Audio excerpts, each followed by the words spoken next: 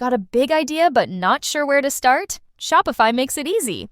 From stunning templates to AI tools that write your product descriptions and boost your marketing, Shopify helps you build, sell, and grow fast. It's trusted by millions, from startups to brands like Gymshark and Mattel. And with 24/7 support, you're never on your own. Turn your dream into with Shopify. Start your $1 a month trial today at shopify.com/dax. That's shopify.com/dax. Hello and welcome back to Beasts and Beyond. I am your host, Asherz, and today I'm joined by my co-host, Jeremy from the Infinite Rabbit Hole. Jeremy, how are you? Hey, I'm good. How about yourself? Doing wonderful.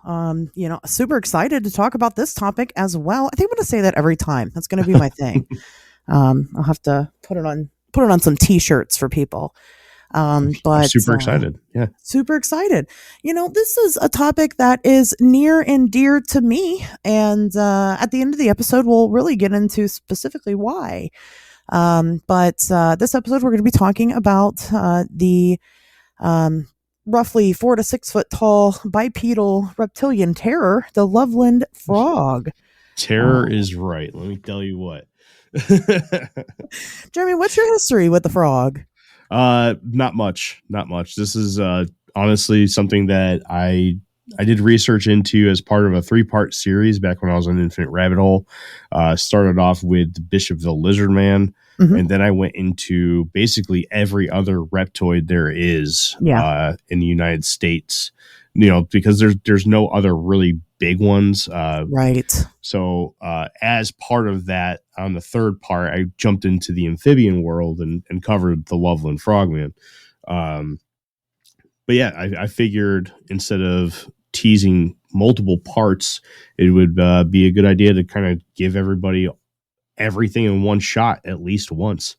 So yeah, absolutely. And, with the upcoming Loveland Frogman Festival happening on March the 2nd in Loveland, Ohio, where you can see myself and other people interested in the phenomena, I thought it would be a really topical time to drop this episode.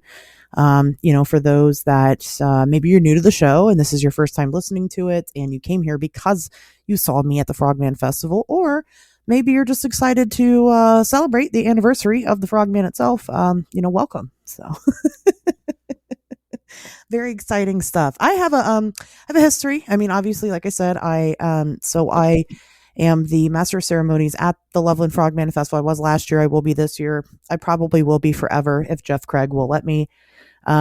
It's like, so the location itself is about 40 miles away from where I'm at.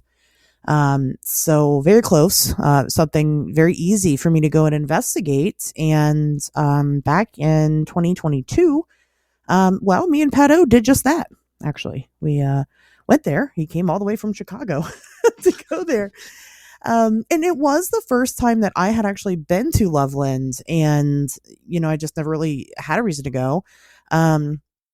We were honestly very surprised about the location because I was expecting it to be the middle of nowhere, right? Nothing. It's not. It's actually very urban. They have gentrified that area for sure. They have a whole cute little town and everything's brand new and looks like there's a bunch of college kids that hang out there.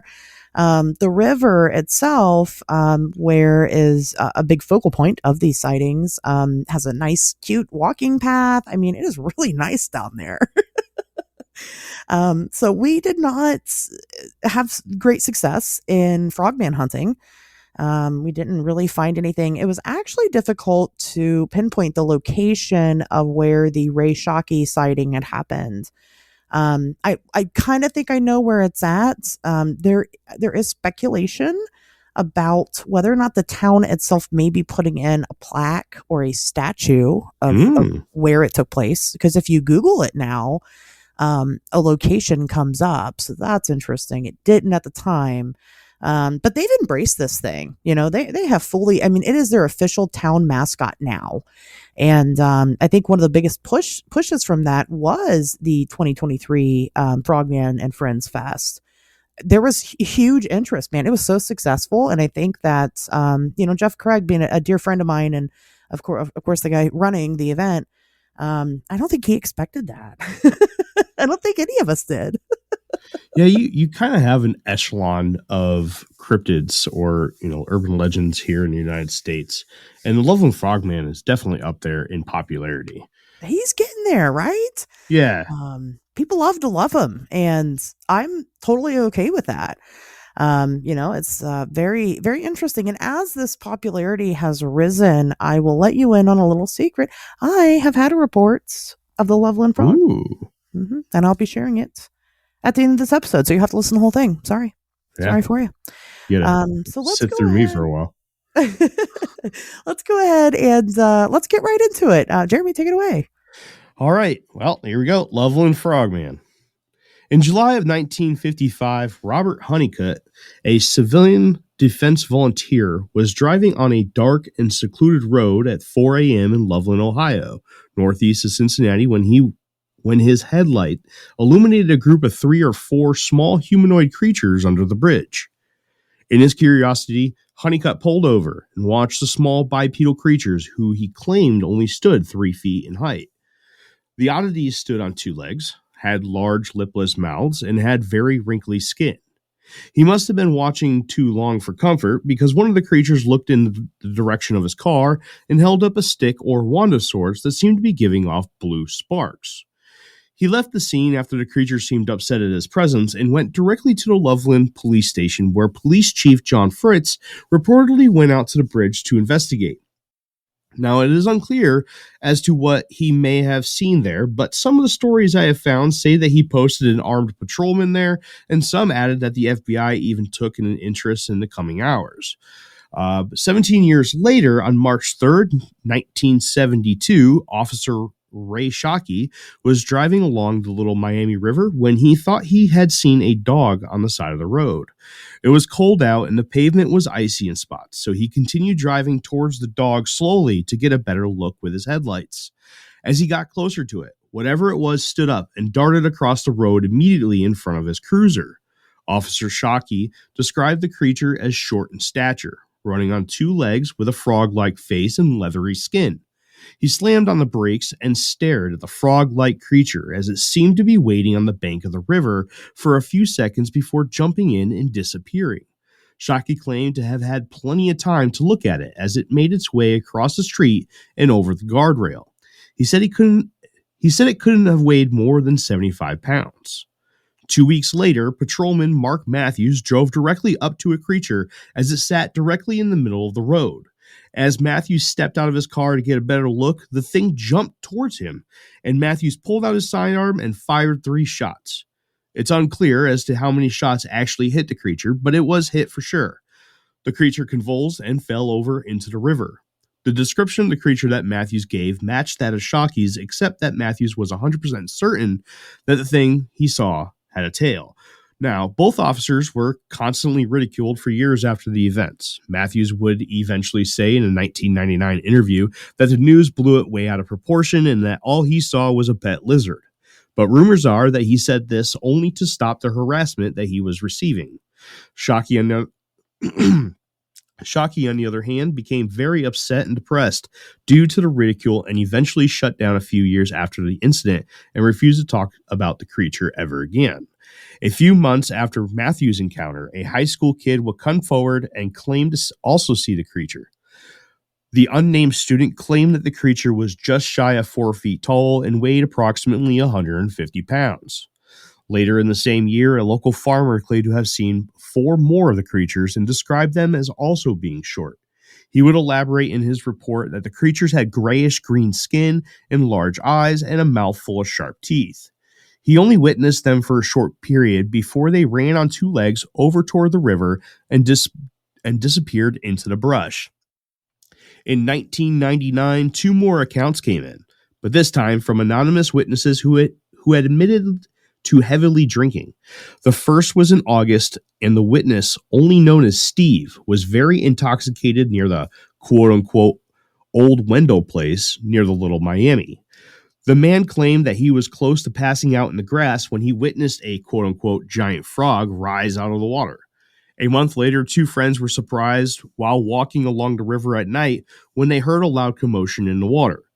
The only thing that was given in the report was that it was a quote-unquote big green thing. Many reports of the incident also claim that the two were also very intoxicated at the time. On July 4th in 2002, Jude Tillery and a friend were rafting down the Little Miami in an area about 26 miles upriver from Loveland when he too reported seeing a quote-unquote big frog-looking dude on the bank of the river. Jude was very willing to admit that he had been drinking also, but was convinced that what he saw was not a hallucination. The most recent event involving the Loveland Frogman took place on August 3rd, 2016, when Sam Jacobs and his unnamed girlfriend were playing Pokemon Go on their phones between Loveland Madeira Road and Lake Isabella. The ABC News affiliate in the area, WCPO, reported, "We saw a huge frog near the water." Soon after they noticed it, Sam stopped playing his game and began taking photos and a video of the creature. Then the giant frog stood up on its hind legs and walked away. The young man described the creature as standing roughly 4 feet tall and claimed to not know anything about the Frogman legend until the two went back to the girlfriend's house and her mother told them about the mysterious stories of the Loveland Frogman. Very nice. Let's go to the top here. Let's talk about the three frogs at the wand. Yeah. What a great story that is. Even, is it real? Man, I hope so. I love that story. So I actually, one of the pieces of merchandise that I sell at my booths is a shirt with the three frogs, with one of them with their wand, and it says Magical AF on it. It's a hot seller. People love it. As designed by Emily Whalen, Tobias's wife. So, oh wow, phenomenal! Yeah, it's pretty fantastic. But anyway, that is a fun story. I mean, that is probably, I remember this one from just reading local Ohio legends and lore books. I can't remember exactly the first time I'd ever seen it, but I know that I had come across it as a teenager. And it just makes me chuckle. It's so ridiculous. This is like one of those things where if I was in that scenario and I walked across that, I would immediately start trying to recall everything I drank and ate that day to see if I could have been spiked. Right. Man, that would have been wild. Yeah. Right. And I love the fact that they were offended that he was there. Excuse me. Right. They're like, wow, this guy is interrupting our ritual. Who knows what they were doing? What were they even doing? Frogman shit.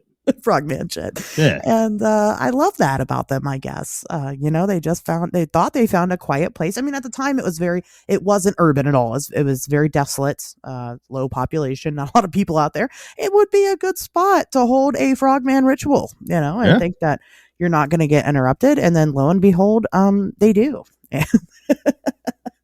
So anyway, I do. I genuinely love that encounter. I think that is probably, that's the one that people hear and they're like, yeah, no, that didn't happen. But that's why I find stories like that. It is so out there and so crazy that, I mean, it almost had to have happened. You know what I mean? Who makes that shit up? For what? It's one of those stories that's just part of Americana now. Right. It's one of those urban legend cryptid stories that you get that just, it's always going to be there no matter what until the end of time. When people think of the Loveland Frogman, this is the story that they're going to come to because of that wand. let's be honest. Right. So I don't know. I think it's an awesome story. Like you said, I don't know if I can 100% believe it, but it is phenomenal. Yeah. I mean, whether it's real or not, it's still a fun story. I'm going to go ahead and just say that it's real because I want it to be so bad. I have no proof. Fair. I just want it to be. And then of course, digging into, the next one, the Ray Shockey experience. This is where, for a lot of people, the Loveland Frogman lore starts, where it starts and stops. Yeah. This is the story that people think of. You have this police officer, credible witness, who claims to have had a very close encounter with this thing. I mean, he saw it with his own eyes. And, and then of course, they later on came out, both him and Mark, and said, hey, it was just an iguana with a missing tail. That was it. That was the story. And that is kind of where it has been left. Well, then you've got all these people like myself, all these researchers that go, well, look, it was a hoax, not really a hoax, just misidentification rather. They admitted to it, case closed. Except another gentleman, by the name of James Renner, he wrote a book titled "It Came from Ohio." Okay. And he's not like a guy into this stuff. He is an author. He does write about things. He actually followed this case of this missing girl gone missing when he was like 12.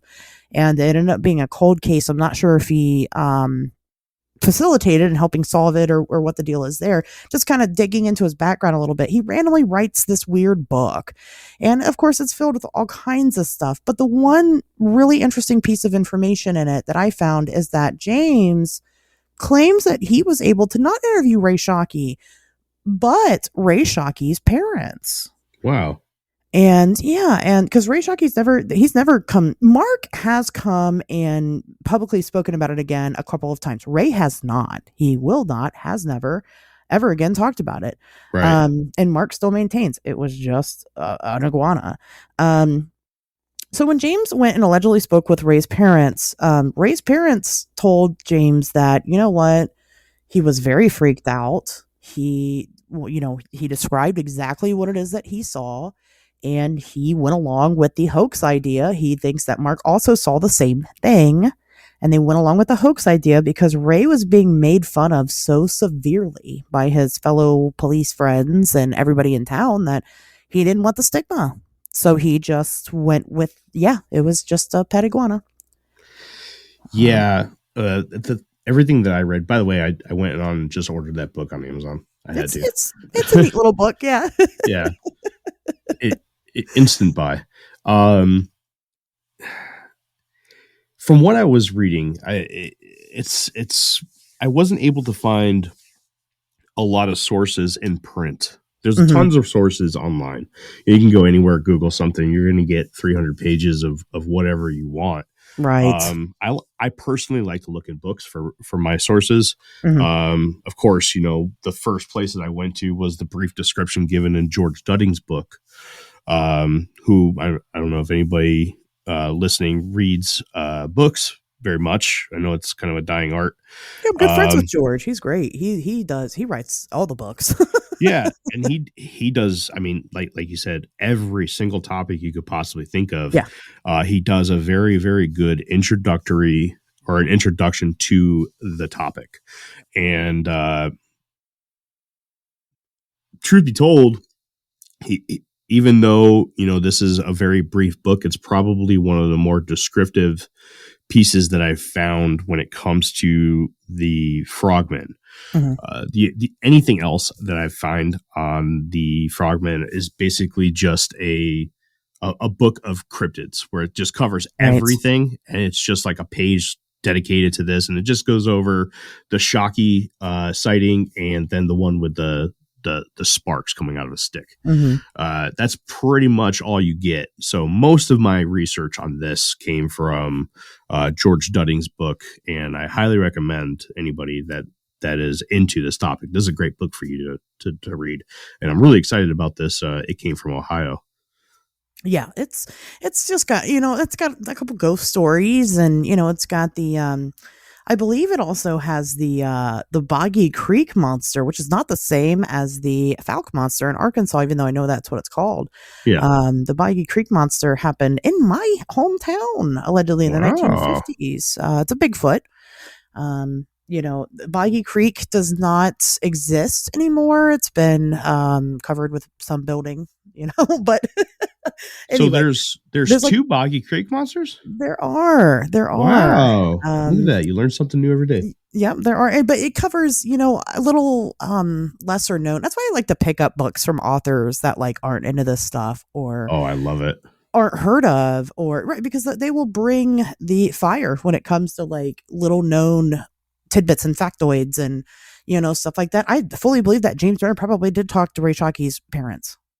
He probably did, because guess what? He's not much of anybody, and you kind of go above and beyond when you're at that status. When you become somebody, you're like, it's figured out. I don't need to do the extra work. I've earned my spot.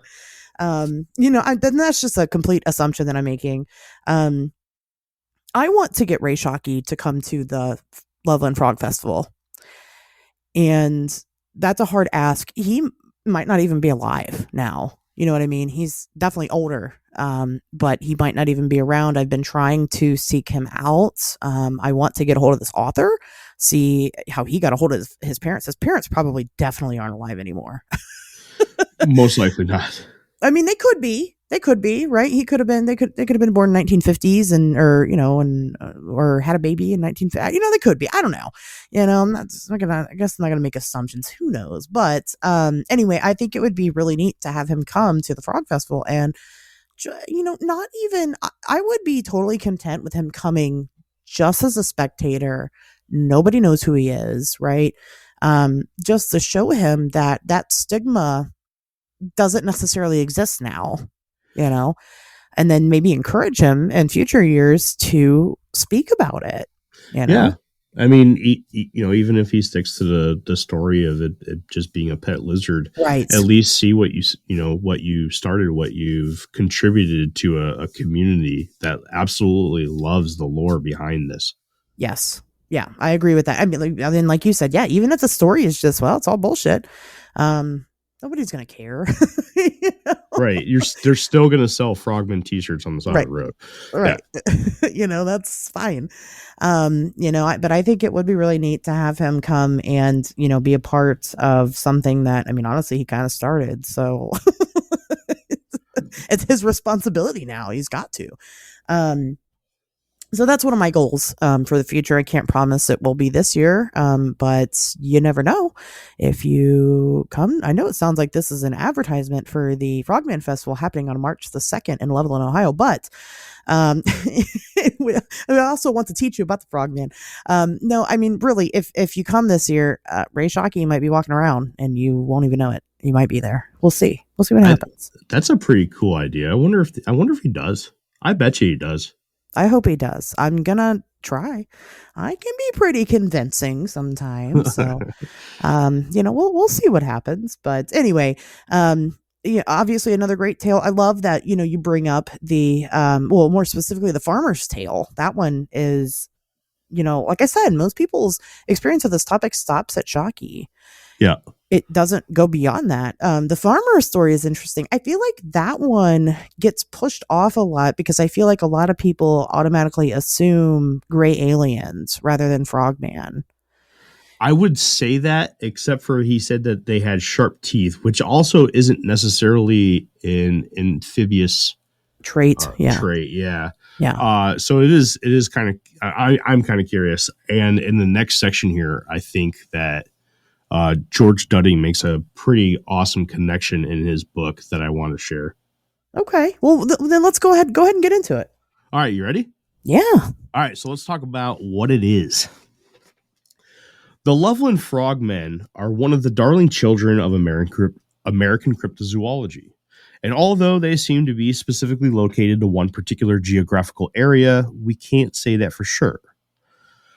But there are many possibilities of what these frogmen could actually be.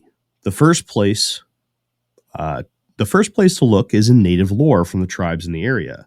The Shawnee, who had stories of a creature that they referred to as the Shanahook, or river demon, which was specifically tied to the Little Miami River. Stories tell of attempts to battle such creatures, but the Shanahook were completely unfazed by physical weapons.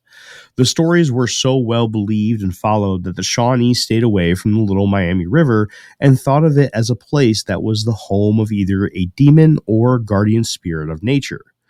But some of the more common thoughts are that this is either a hoax or a case of misidentification, even if it was of another cryptid.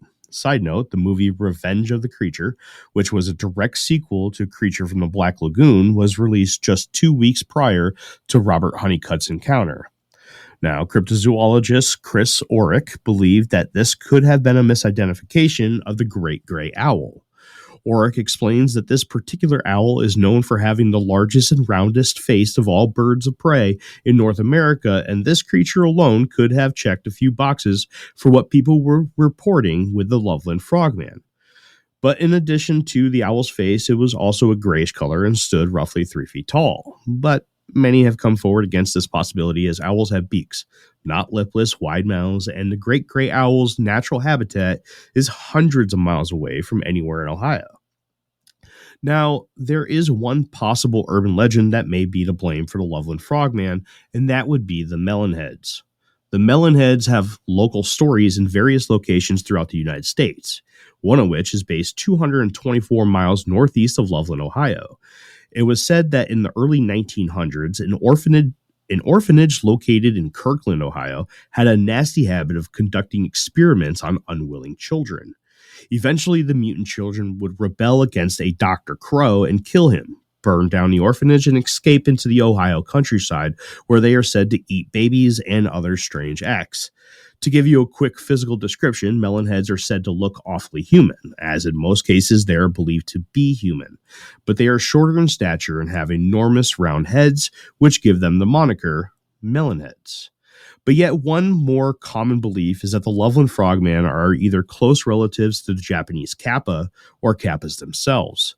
This is a whole other topic in itself. It can be covered in an episode all on its own, so I won't spend too much time on this. But the kappa is a boogeyman type creature that is typically used as a warning to children playing around waterways. So what do you think? What are your opinions on the Loveland Frogman? I am, for one, I'm always happy to look into and discover all that I can about these great pieces of American lore. And not much can hold a candle to the following and love that the Loveland Frogman have received since their time in the limelight. And then, of course, I was going to end it there with talking about the festival, but I think you could do a better job at that, honestly. No worries. I think definitely, getting on the speculative point of it, this is another one that I struggle with of, whether or not it's real. And then if it is real, what is it? And why is it so strange? So I did reach out to I guess I never got to share my personal encounter that I got to take. I'll share that here in a second. But we'll talk about the Pokemon Go encounter for a minute. Okay. A lot of people think that this was potentially just a lawn ornament kind of set out into the water. It does move its head. Lawn ornaments could do that. I mean, I don't see why they can't. I did reach out to the gentleman who took the video, and I had asked. I mean, the lawn ornament theory seems to be what the media and public opinion had drawn up, not really that the gentleman who took the video said. he Right. was never like, oh yeah, it was just a hoax. I did reach out to him to see if it was a hoax. He did not respond to me, so I don't know why. I do tend to kind of find those things suspicious, but maybe I can't say it's an admission of guilt as far as a hoax is concerned. Maybe he just doesn't want to talk about it anymore. Again, with the stigma, he's just not interested. The encounter that I had received was actually because I was advertising the Frogman Festival, and somebody on my Facebook friends list who had seen me speak at another event locally had reached out to me and said, yeah, my brother saw it. And then, he went on to share it with me. So I'll just go ahead and read what he wrote to me verbatim. He says that this happened somewhere between 1998 and 1999. He said, a bunch of my friends got together to have a party on the bank of the Little Miami, close to the Loveland exit from 275. A few of us walk off to smoke, and I looked and I saw what I thought was a weird shaped rock. I told my friends, look at that rock. It looks like a frog from behind. Everyone looked and agreed. It was probably 30 to 40 yards downstream from us. I grabbed a rock and threw it that direction. Next thing you know, it stood up turned around and looked at us and jumped probably 40 feet downstream into the water. When I kind of asked, a little more, descriptive things, how tall was it? He said it was probably 3 foot or so. He said they kind of tried to chase after it, but it was, way far gone. But that was really it. That was the extent of the sighting there. So a local report, who knows? Very strange. This is a very weird one. And I'm very interested to deep dive it a little bit more. So it's January. I'll tell you, we're recording this in January, guys, in case you didn't. My presentation for the Frogman Festival is actually going to be other frog type humanoids around the world. So I will be covering that extensively. It seems like it's isolated to this area. It's not. And that's the part to me that is interesting, is that, you have them all over. And, I think that one argument people like to make for cases of high strangeness is like, well, why does all this weird stuff happen in America? Well, it doesn't. Absolutely not. The world is weird. It is. It happens everywhere. It's just that, you don't really hear about it because it's on the other fucking side of the planet. I don't know, You have to go looking for it, I don't know. There's like one story of like, I don't know the exact details, but it's what got me interested to do the presentation that way, was because there's like a story of like this guy seeing a UFO, and in the window of the UFO are these frog type creatures that he can clearly see like from the ground. And it's just, there's so many of them. They're just so strange.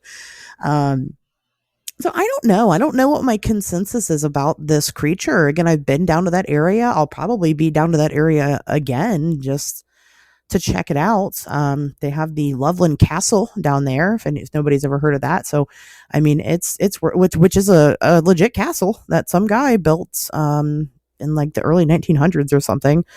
It's supposedly really haunted. It probably isn't. It's just old. Or maybe it is. Fuck, I don't know. There was no ghosts when I went, unfortunately. Maybe next time, it's an area worth checking out is what I'm saying. And, with the town embracing this creature, I think that is really cool.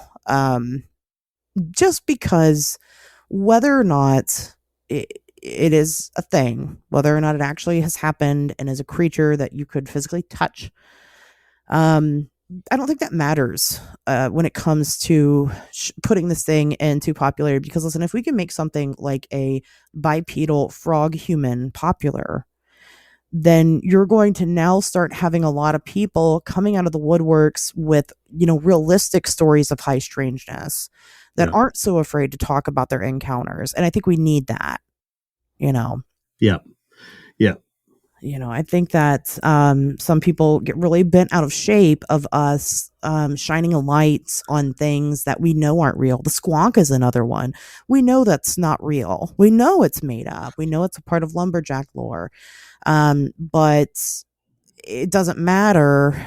It matters for us to sit and say, yeah, that probably didn't happen. It doesn't matter for us to stop celebrating it and start and putting it out there, because like I said, the weirder the story that we make popular, the more chances we have of legitimate experiences coming out and sharing their stories. So I think that's important. From a podcaster's point of view, because I do host another show. Oh, you do? Yeah. In case you didn't know, we do encounters every once in a while.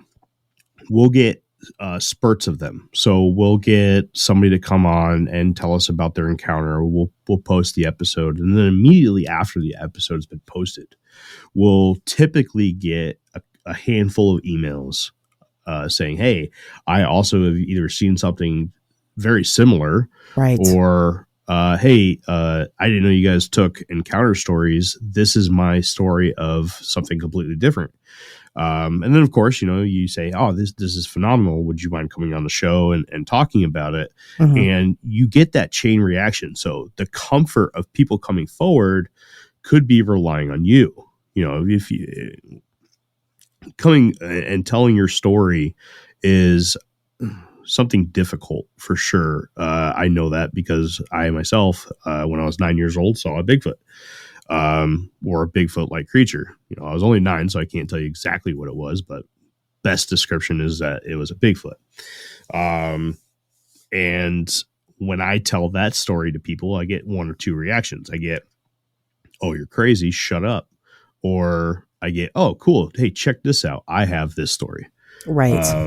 So yeah, just like you're saying, some of them, even if it sounds completely out of left field, completely weird and unbelievable, I would empower anybody to step forward with their stories. Yeah, absolutely. And, as the investigator that you're reporting your story to, as a Florida investigator, my job is not to look you in the face and call you a liar. That's not what I'm here for. I do these shows and I will give you my opinion about if I think something is legitimate. I pride myself on that. I'm going to present the facts as close to the facts as I can possibly get, and then I can tell you what my opinion is. It doesn't mean that my opinion is right. It doesn't mean that I am purposefully trying to debunk and being critical because I'm an asshole. I do it because it's my job, right? But my job really at the end of the day is to take these stories and try to thrust them into something realistic, try to thrust them into some type of science. So that way we can try to better understand this stuff. And I can't do my job if people aren't willing to come forward with their experiences. So again, if you come to me with your story, I'm not going to be like, yeah, that didn't happen. Whether or not I believe you doesn't matter. It doesn't. At the end of the day, what matters is that, again, we are at least we're able to sit and listen. Part of thrusting this into science is breaking the stigma surrounding by reporting something strange that has happened to you. Because listen, you guys, I saw the Mothman. It doesn't get much crazier than that. It just doesn't. And I know how it sounds, and I do. And I know how it seems like I would be somebody who might have a horse in that race, right? To say that I saw the Mothman. Oh, of course she did. That's what she does. Yeah, I get it. But at the end of the day, it doesn't matter. It was a very real experience for me. And I know that it happened. And I want to encourage and empower other people to feel that same way when it comes to their batshit insane encounters. Love it. Gotta love it. Gotta love it. So, anyway, if you guys want to talk more about the Frog Man, if you want to talk more about whatever encounters you might have, if you just want to come see me and say hi and take a picture for your social media clout or whatever, that's fine. I'll be at the Loveland Frogman Festival in Loveland, Ohio on March the 2nd. And, hopefully I will see you there. I tend to be kind of busy. So I, if I'm doing something, just kind of stand there awkwardly, kind of in my line of sight a little bit and just wait until I'm done doing what I'm doing. And I will talk to you, and I'm very friendly and nice. So make hard eye contact. Do not take your eyes off of hers. Make sure she knows. You got to establish your dominance. Yeah. Let her know you mean business. Last year's Frogman Festival, leading up to one of the advertisements that we were doing was that if you come dressed like Han Solo, that's like a secret. I have like this thing where I would want to peg Han Solo. So if you come dressed as Han Solo, I will peg you at the Frogman Festival. It still stands this year. There you go. I didn't have any last year, so I had a couple vests. I did have a couple people with vests, and I was like, is this like a soft okay? I decided to play it safe. So again, that still stands this year. Did you announce that on the show last year? Of course. Oh man, times. I'm surprised nobody showed up. Like I said, there was a couple vests that I'm like, are they in on this? It's like this, but I'm like, no, it's got to be full Han Solo. I got to have full consent before I go pegging. You can't just go out pegging, you got. All right, I'm going to stop now. Jeremy, where can people find? Oh no, go ahead. Do you have questions about the Han Solo code? I was just going to say. So I mean, if you're going to the Frogman Festival, be clear of your intentions. Yes. Wear the whole get up. You got to wear the whole Han Solo get up, and it's got to be Han Solo. That's all I'll take. That's just part of it. Oh, incredible. Jeremy, where can people find you outside of this show? Infinite Rabbit Hole. That's the name of my podcast. InfiniteRabbitHole.com. All your links are there to everything. That's all I'm going to say. Infinite Rabbit Hole without the S. Without the S. It's not Infinite Rabbit Holes. Those guys suck. Those guys. I won't say anything further. I did Google it. It's not that exciting compared to last time you guys heard Jeremy. So I don't know. Maybe you're disappointed. That's not Jeremy's fault. Go listen to a show. Make yourself a little happier. So, all right, guys. Well, the last time we talked about Pokemon, right? And this had Pokemon in it too. It did. Again, still stands. Think of the 3 to 6 foot bipedal frogman, depending on who you talk to, and think of him saying his name. Frogman. Polyrath, right? And it'll put you in a great mood. All right. Well, with all that being said, guys, we'll see you back on the show next time.